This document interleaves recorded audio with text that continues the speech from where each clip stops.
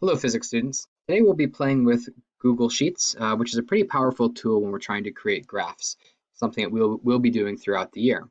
You'll notice in the document that I provided to you, there are two tabs, one using data from the Falcon 9 rocket and the other for the Boeing 747. In this tutorial, we'll focus on primarily the Falcon 9 rocket, and then you're going to play with the data from the 747 to create a graph and answer some questions on your own.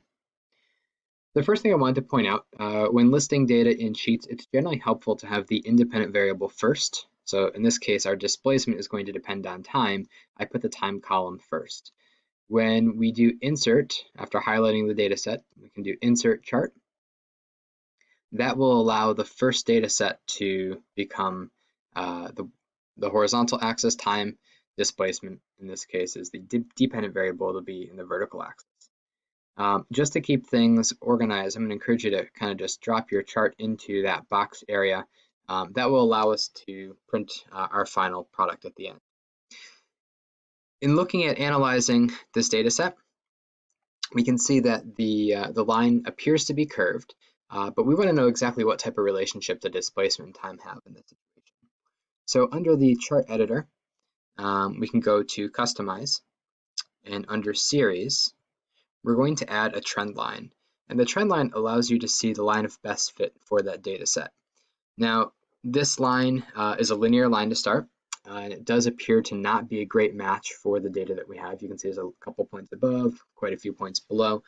And so if we scroll down in this Customize window, we can first, I would activate the show R squared value. That shows the correlation or how good the line is to fitting the data set.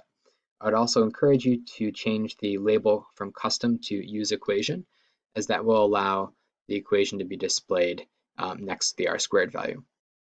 So the R squared value represents the correlation. The stronger the correlation, the closer that value is going to be to 1. So generally we would accept a best fit as being a good fit for a data set as long as the R squared value is over 0.9, but the closer to 1, the better. And so 0.93 looks like a pretty good fit already. Visually, I can see that there are a couple points above and below, and so I want to experiment with some other trend lines to see if we can get one that may be better. Under the trend line menu, we can change the type from linear to exponential. All right, that does appear to be a little better. It brought our correlation to 0.974. If we change it to polynomial, we now have a correlation of 1, which means this is essentially a perfect fit. Now that happened because I created this data set using a known acceleration for the the Falcon 9 rocket. So I was expecting this to be related to an x squared equation. However, if we continue down our list, we can see that the logarithmic graph definitely does not fit in our correlation. 0.7 is much lower, which matches our expectation. I will caution you, if you go to the power series, you can also get an R squared value of 1.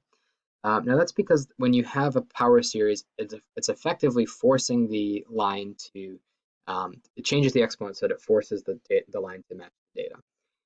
That can be useful when you're doing mathematical analysis. In physics, though, if you're trying to determine the relationship between two variables, you generally want to know what order equation it's going to be. So is it related to x or x squared or x cubed?